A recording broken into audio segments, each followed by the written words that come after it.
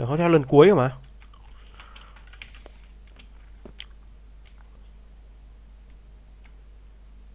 Cao. Gần rồi, gần rồi.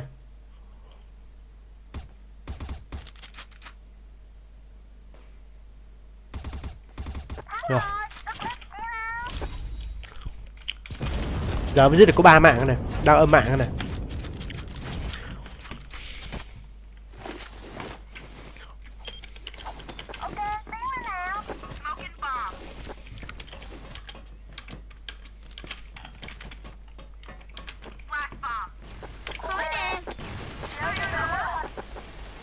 Bê lên.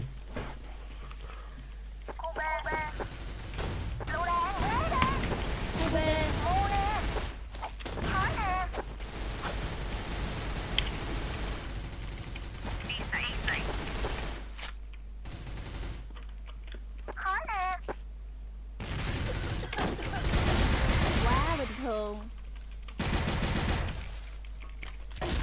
Tốt.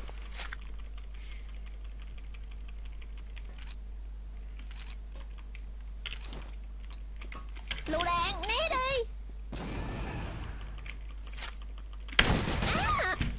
Hầm B. Ra mid. Biết nó ở hầm B rồi chứ. Thế méo nào. Snap trượt của đấy. Khói nè.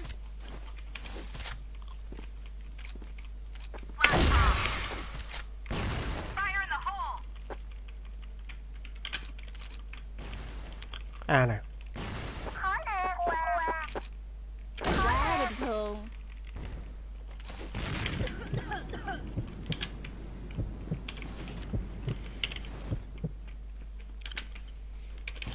Qua.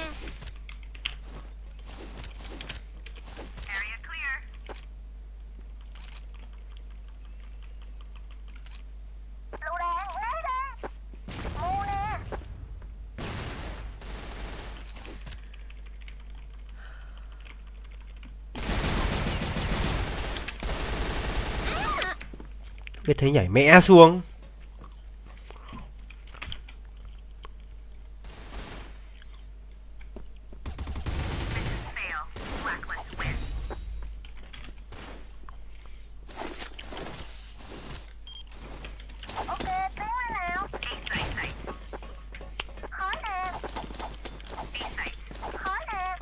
Khói nè.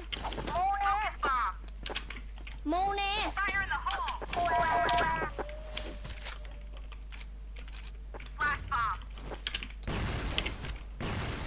Lựu đạn, né đi.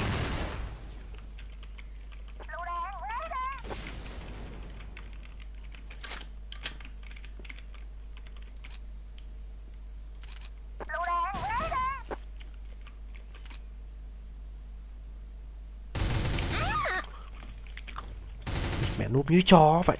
Cay vãi lều mấy thằng này. À. Khó chịu nhờ.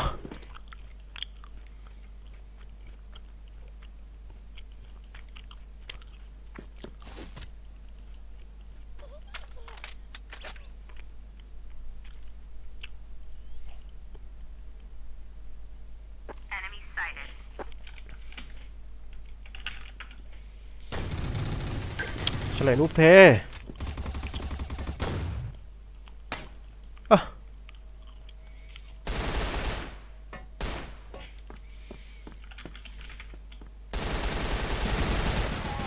Bắn thế này chết.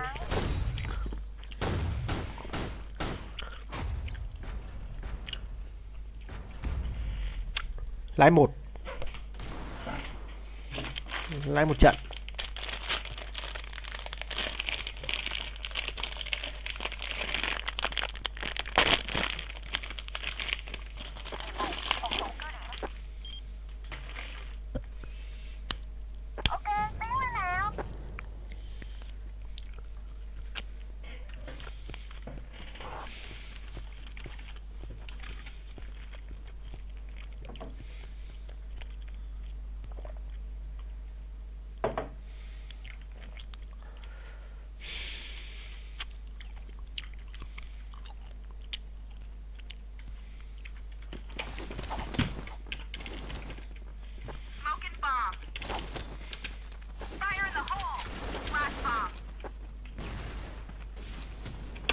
Mẹ nó cái thằng sờ lung nãy nó bắn khó chịu quá.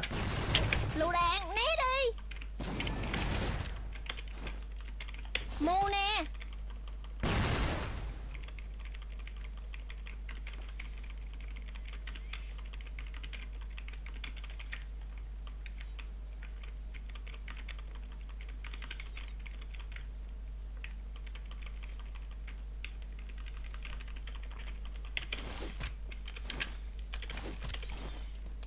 Khói nè. Con đặt rồi nhé.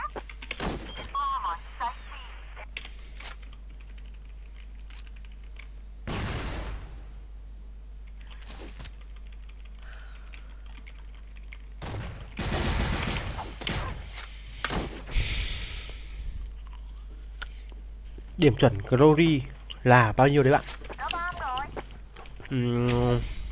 60. Bắn 60 cho nó sông xanh. Hình như là thực ra là 50 hay sao? Lựu đạn né đi.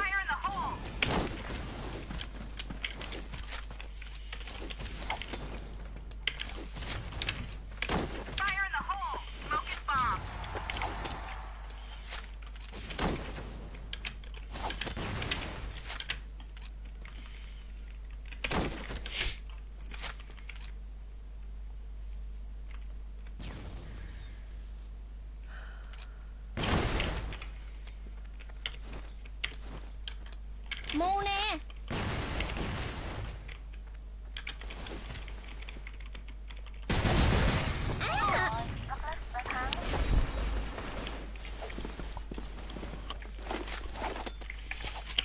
Thua à?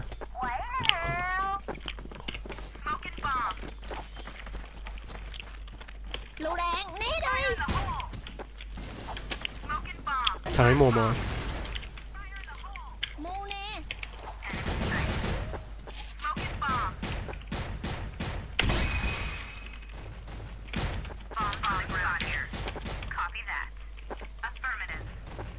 Quá bình thường. Khói nè.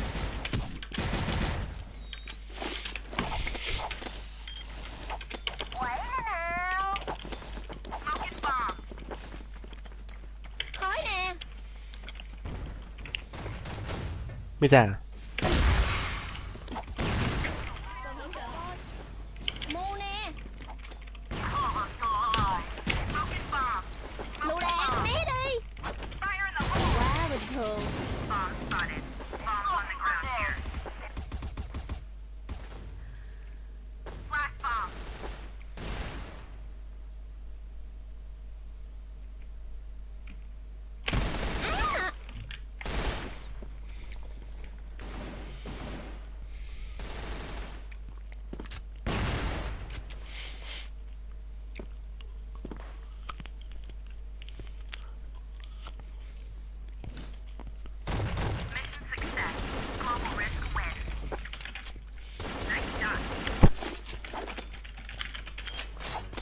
Ước gì anh Huy tặng cái ạt. Thích anh còn đang đi mượn đây em ơi. Khói nè.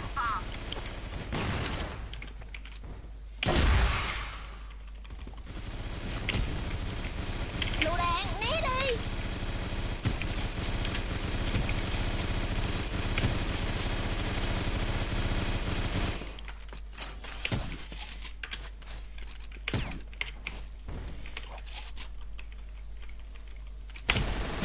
Võ mồm. Giữ vững đội hình. Mid 1 sao em, mid 1 C.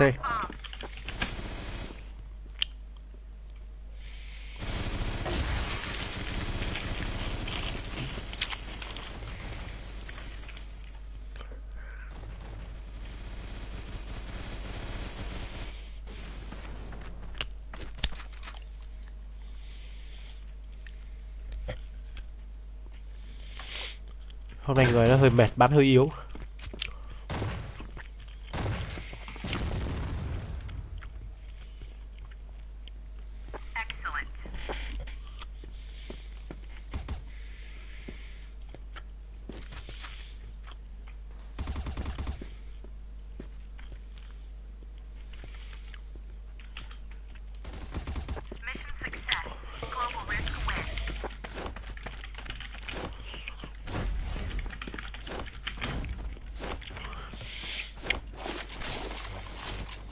giữ nguyên vị trí. Ok, thế nào? Đi tìm bom đi.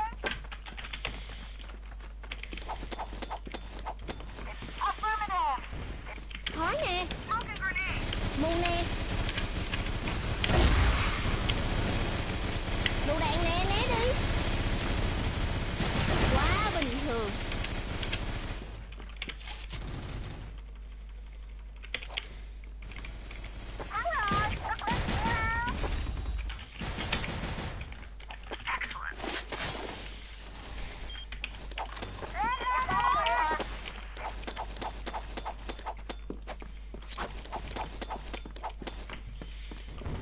Khói nè.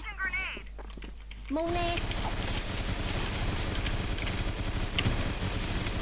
Lựu đạn nè, né đi.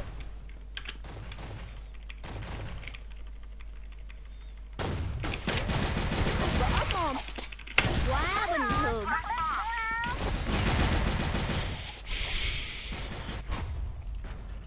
Ui, cộng 5 điểm liền, vãi lều. Chưa bao giờ thấy cộng 5 điểm.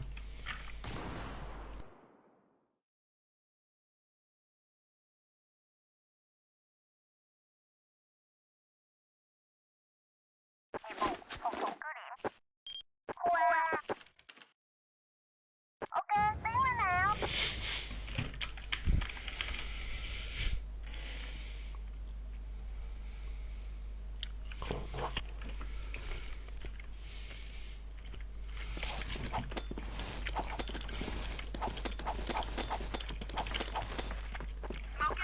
Mù nè. Khói nè.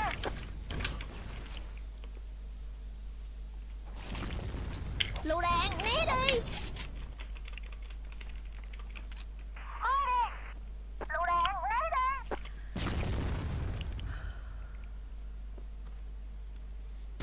Misa. Cái bom nè. Bom ở đây nè.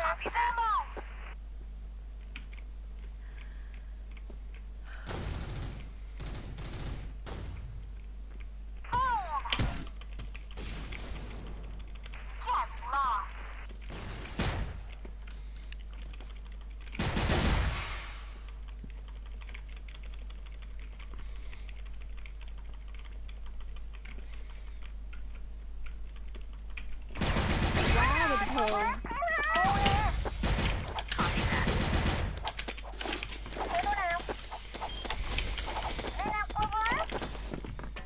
Khói nè. Khói nè. Lựu đạn. Mù nè.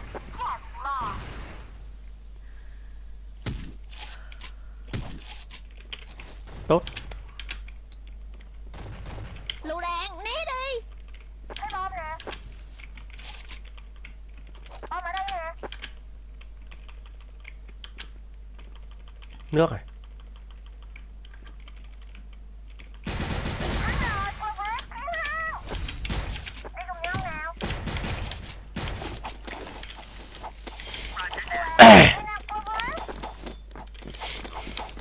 Ông em bắn tốt đấy à? Khói nè. Bắt con này. Lựu đạn, né đi. Mù nè. Phong bắt con này. Lựu đạn, né đi. Mù nè. Thôi. Yếu. Cầu. Mít.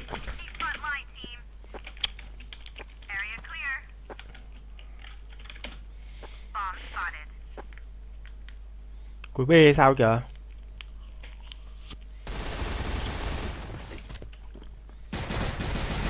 Mid 3.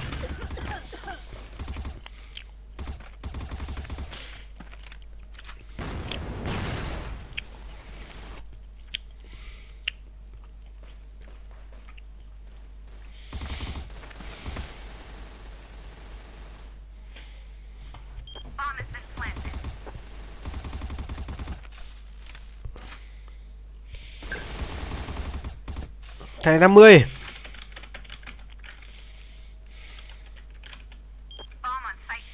Sáu tám bảy.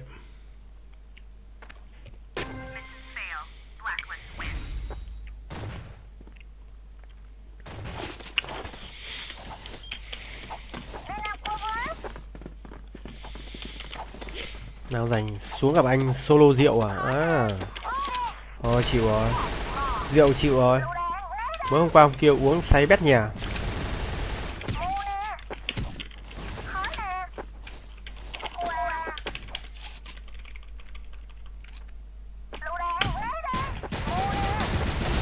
Tao không tin mày giết được tao lần nữa. Lựu đạn, né đi. Mu nè.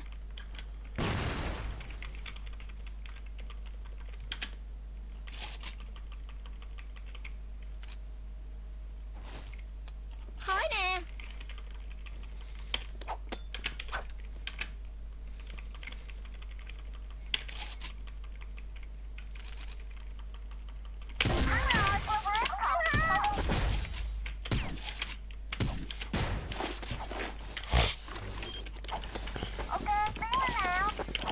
Khói nè.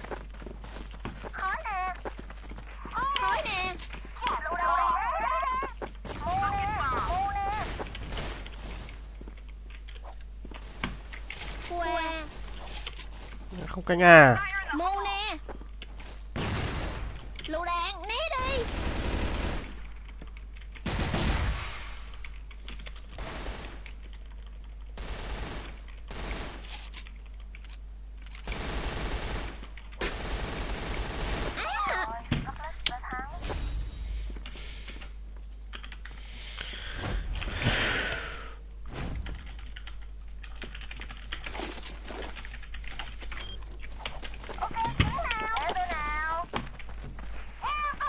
Cẩn thận, sau lưng.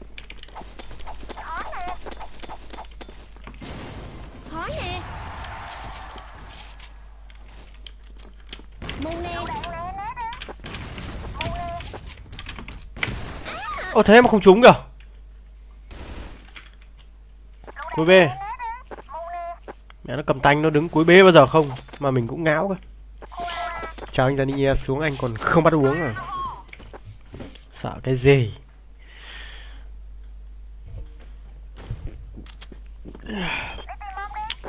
Sao lại nhảy như vậy cơ chứ.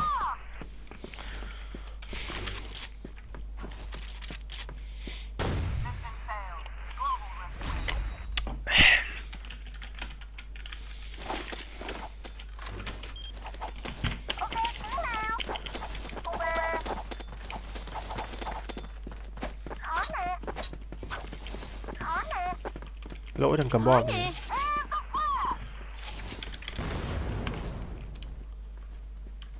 Mu nè. Lựu đạn nè, né đi.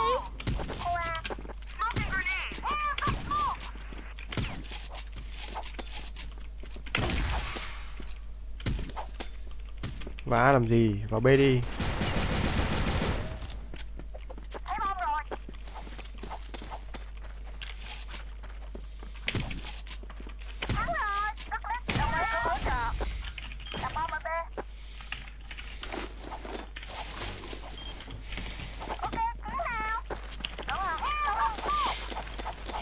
Cân hỗ trợ, cân hỗ trợ.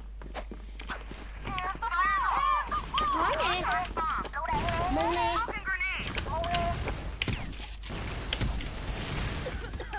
Lựu đạn nè, né đi.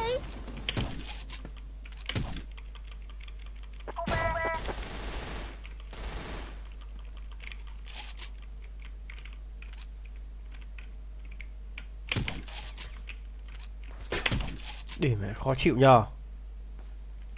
Vỡ một. Tiên sư cho mày. Vào B đi.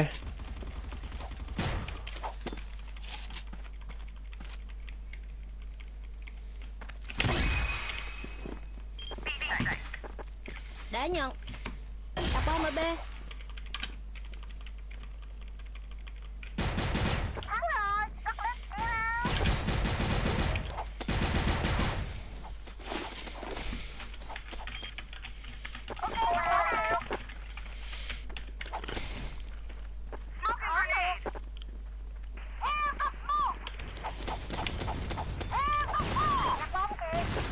Khói nè. Mu nè.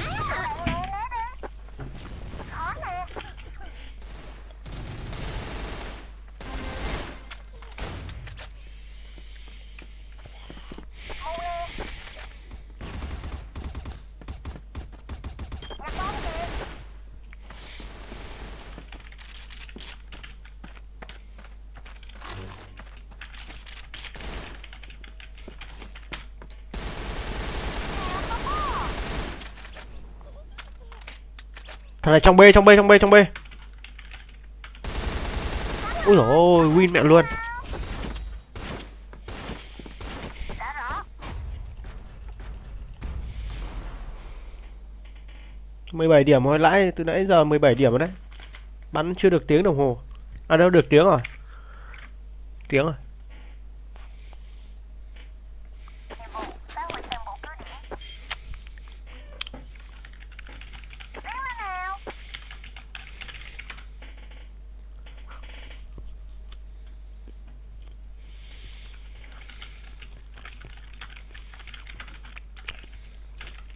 Qua.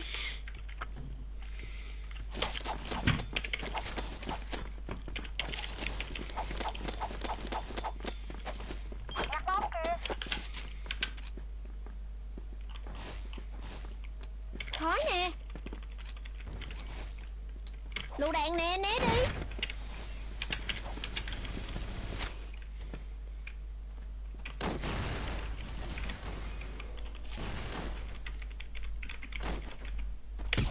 Quá bình thường.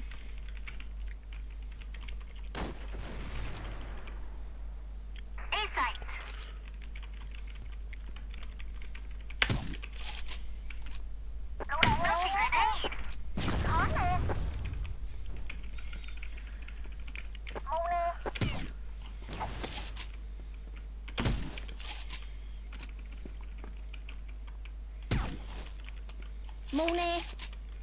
Đã đặt bom ở khu A. Đã rõ.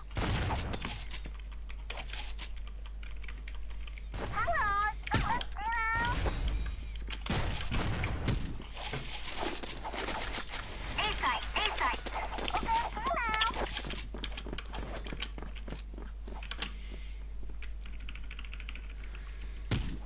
Lựu đạn nè, né đi. Khói nè.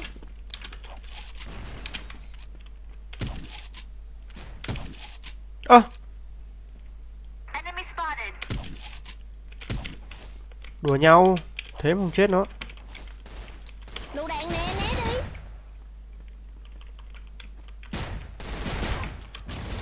Fire in the hole.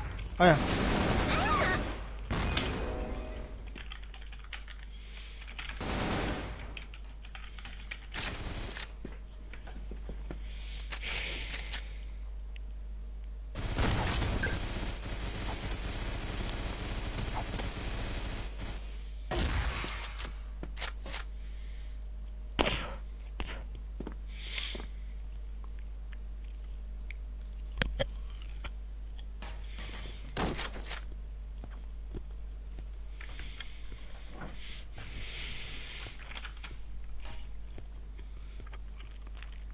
Thôi rồi, phe phòng thủ đã thắng.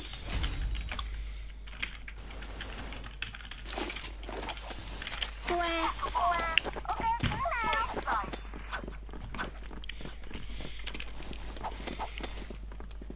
Khói nè. Khói nè. Ui dồi ôi.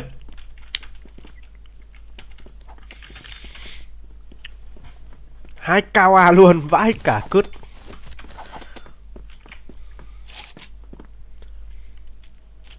Team chữ đỏ và bắn solo với team chữ trắng này. Qua. Team chữ đỏ mà thua nhục lắm này.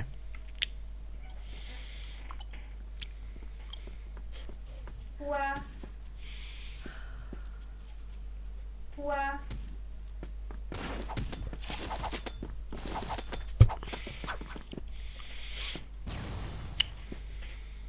Nhặt bom kìa.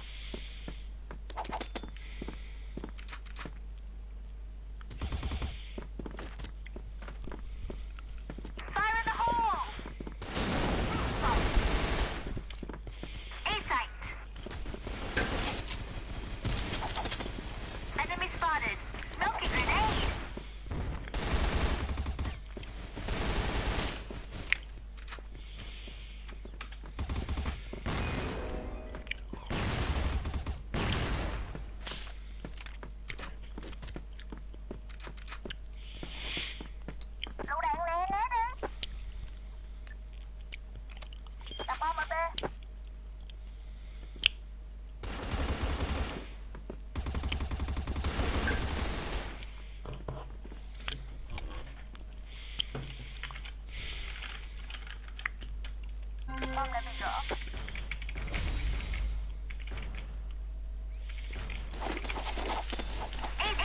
Bơi.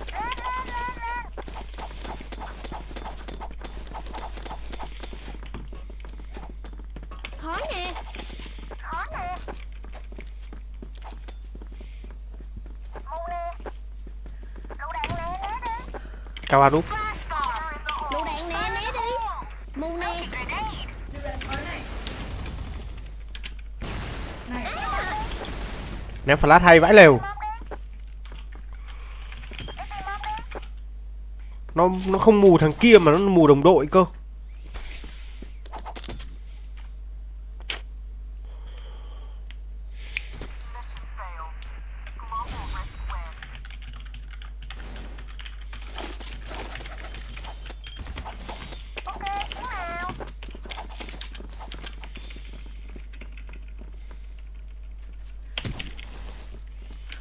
Khói nè. Nhặt bom kìa. Fire in the hole.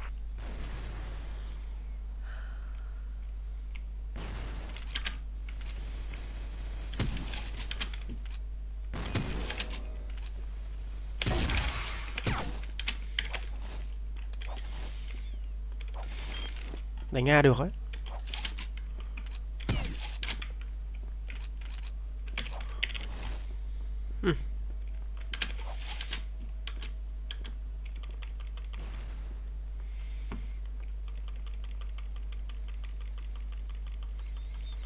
Vỡ mồm. Đã nhận. Clear 50k, ok.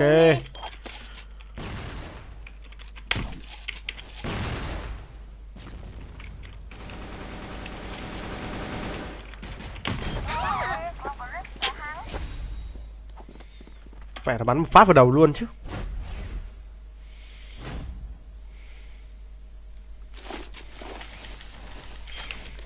Ok, tiến lên nào. Khói nè. Khu B, B.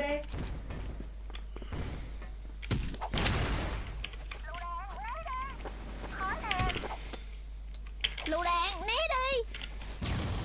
Mù nè. Vỡ mồm. Ơ canh B kiểu gì vậy? Bom B nè.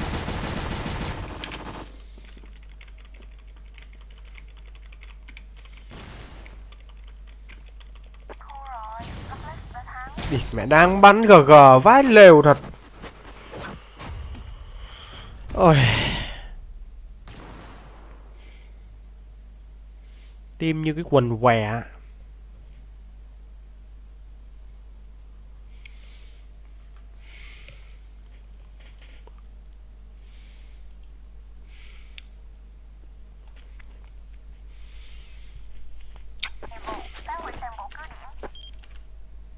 Thôi lên tanh bắn Deck Snip nữa. Lười quá. Bắn 1-2 chân bắn tanh xem giết được người không. Nếu không giết được thì mới đổi súng.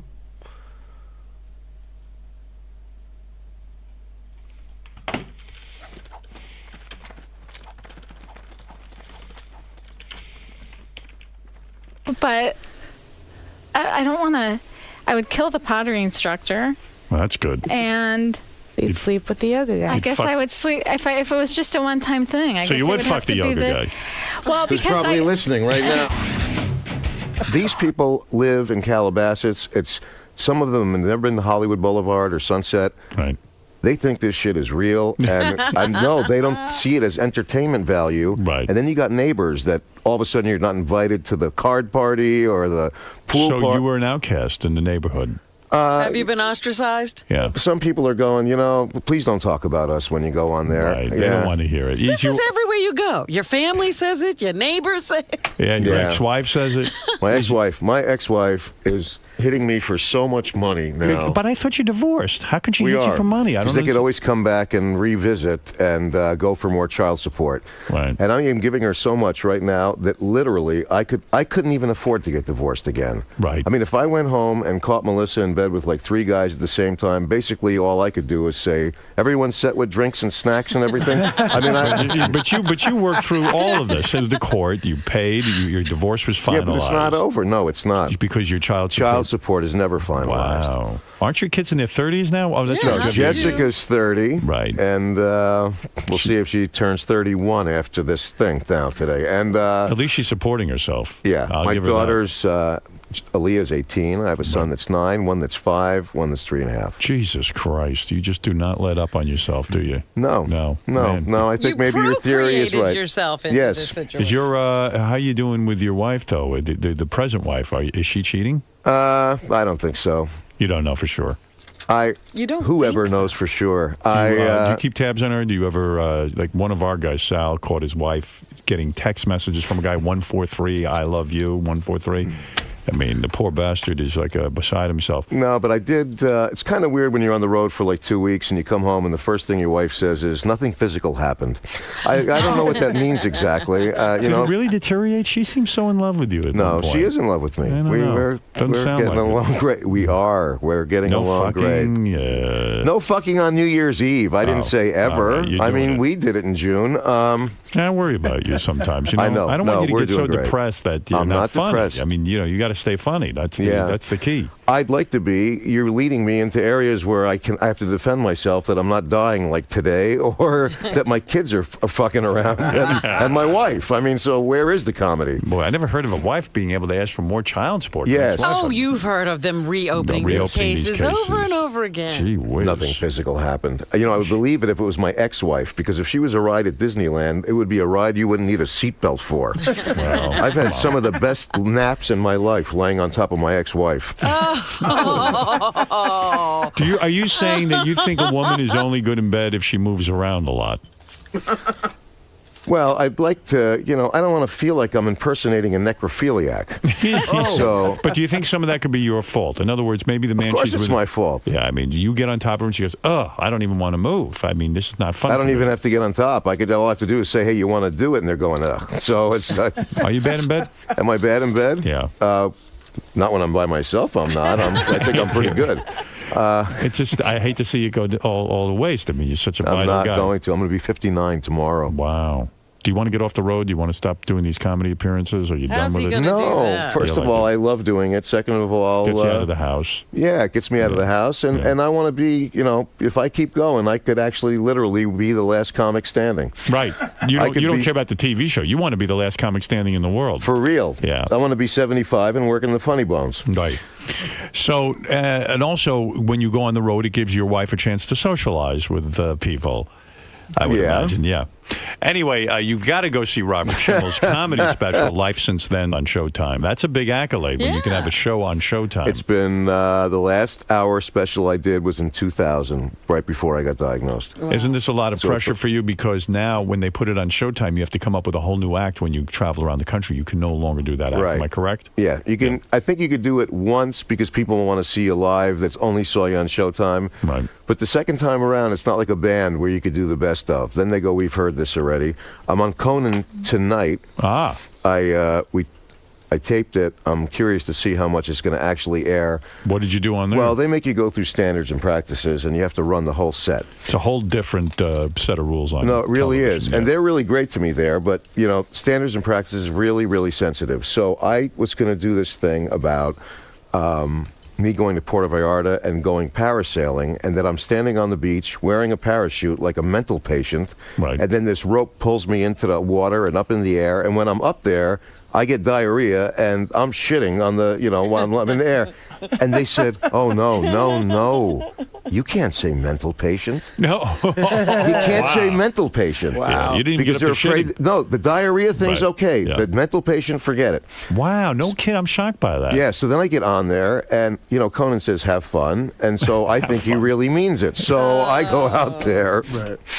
And I said that my wife, we were in Maui, she wanted me to go on a 3-man sub with her. And I said, the way my life works, this guy's going to take me to the bottom of the ocean, stop the sub, and say, here's the part where one of you guys blow me or we're not going anywhere. and you don't know my wife because she'd be going, Bob, you better hurry up because we're going to miss the luau.